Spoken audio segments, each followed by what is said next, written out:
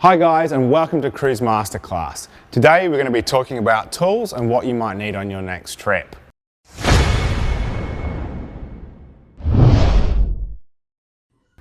Now, depending on the type of trip you're going to be doing, obviously you're going to be taking a different amount of tools. If you're heading up the coast for a weekend away, the most you're probably going to need is something to make sure your wheel nuts are tight. You're not going to have too many dramas. However, if you're going bush, you're going remote, you're going to need some more. So we're going to start off by kind of running through some basic tools that we'd suggest you take on any kind of bush expedition. Then we'll get into some specialist stuff. Say you're going down the Tanami or proper into the desert and stuff like that. You want to be a bit more self-sustained, so you need some more gear. All right, let's hop in. So this end of the table, we've got a set of spanners. Pretty self-explanatory, their jobs, super useful for pretty much everything you're going to have on your caravan or car. You're holding a nut with those, or a bolt, and then you're going to need a socket set as well, because you're going to be able to do those nuts and bolts up. I'd suggest you have a 3/8 drive and a 1/2 inch drive set with you if you're doing a big trip. Right, what have we got here? Wire brush. If you've got battery issues and stuff like that, you need to clean a terminal, there's nothing better than a wire brush. Sharp knife. Useful for all types of things. If you need to be cutting race tape or something to patch something up, that's a great tool for that. Allen keys. These are becoming quite a bit more prevalent on modern vehicles, and also the Torx head variety as well. So if you need to get into a wheel arch line or something like that on a vehicle, that's the type of gear for that. And I'm sure there's lots of uses around the caravan for them as well. All right, pliers and side cutters. So if you're real bush and you need to be doing some tie wire jobs, maybe your exhaust's fallen off and you need to wire it up, a set of pliers will help you out with that. Side cutters will cut the wire off, and of course, when you're using a set of zip ties, you're going to need those as well. Screwdrivers, multiple uses everywhere, caravan and car. Maybe you need to tighten up a drawer inside the van if you've been hitting the corrugations a little bit loose. That'll sort you out. Mechanics out there will probably hate me, but a shifter, super useful. Now, if you haven't quite got the right size spanner, you've got an odd size nut somewhere, maybe you've only got a set of metric spanners, you need to attach something imperial, that'll do it. Okay, vice grips and multi-grips, get them the right way around. They are used for all types of things, holding seized parts, maybe you need to crimp something off, that's the tools for that. As we were setting this bench up earlier, one of our mechanics from the TPC came over and he said that one of the main things he reckons you need is a hammer when you go bush. So not only are you going to be using that perhaps in your caravan in your car, but also for tent pegs if you left your mallet at home. All right, electrical side of things. So electrical problems can be pretty mission critical, modern vehicles and caravans. So if you do have a power issue, something's not working quite right, the only way you're going to find it is with a multimeter. So get a good one of those. Now, if you do find you have an issue with the electrical system with your multimeter, you're going to need something to fix it, and for that you're going to need a soldering iron. On our remote area testing trips, we take these gas-powered guys. Small, don't take up any electricity, obviously. Don't forget you need to take a spare gas cylinder for that to make sure it's always filled up, and your solder so you can do your job.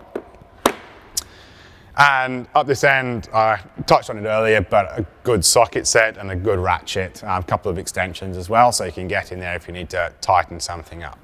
So that's kind of the basic end of things that you'd be taking on a decent trip. Now, if you've got the space, maybe you've got some mates with you and you can share the weight around, then we've got some additional tools here we'll just cover. So pin punches are useful if you need to fix your jockey wheel and stuff like that. You need to reposition the handle. That's the only thing that'll get the pin out. Files. So I guess here we're getting into where you might have to do a bit of mild fabrication. Maybe something's broken on your caravan, on your drawbar. Maybe gas bottles come loose. You need to file an edge off or something like that. What have we got here? Pipe spanners. So you need these on disc brakes. So I actually had a brake line come off my vehicle a couple of years ago, and we had to mock something up. Now you can use a normal spanner for it, but one of these is a much better option. It means you don't round the nut off, so we use that. Great tool when we had the problem. Circlip pliers, these are very specialist use in certain areas of your vehicle. However, if you do need them, there isn't another tool that's going to do it. You can probably do it with a screwdriver maybe, but you're going to be risking your knuckles. Torque wrench, really great bit of gear. This is the only way you're going to know that your nuts and bolts are properly tight.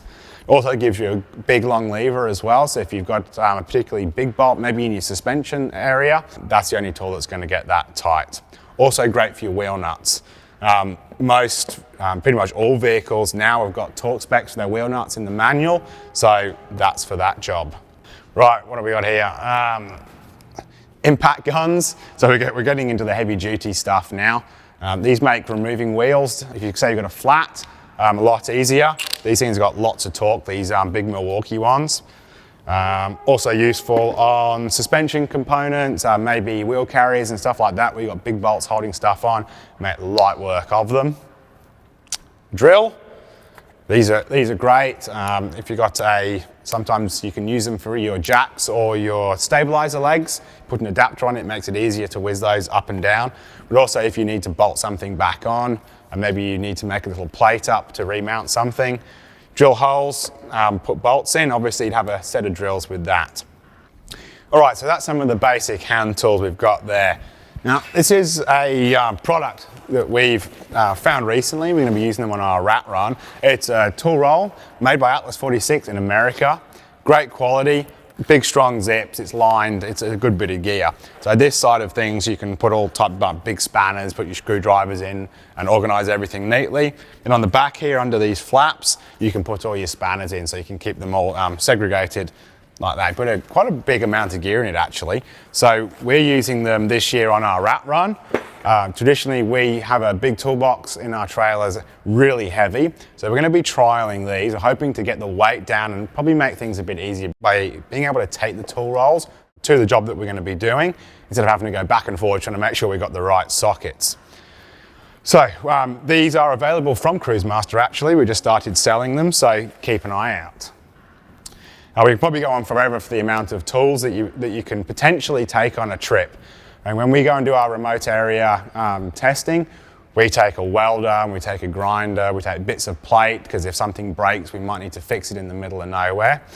But that kind of gives you a good overview of what most people are going to take. Like I said earlier, this type of stuff, particularly if you've got imperial and metric varieties of spanners and sockets, is a hell of a lot of weight. So you're going to be mindful of your GVM. So maybe if you've got a convoy, you spread it around. There's no point in having 4 impact guns. You only need one of them, put it in one vehicle. Maybe someone takes the drill, someone takes the spanners, just spread the load around. Make sure that we're not going over our GVMs. So that's kind of it for the basis of the tools today. I'm going to be doing a few more videos coming out on consumables. They're covering things like zip ties and lubricants that you should be taking on your trips. So when those come out, we'll be putting those up on YouTube, Instagram and Facebook, so make sure you catch them there.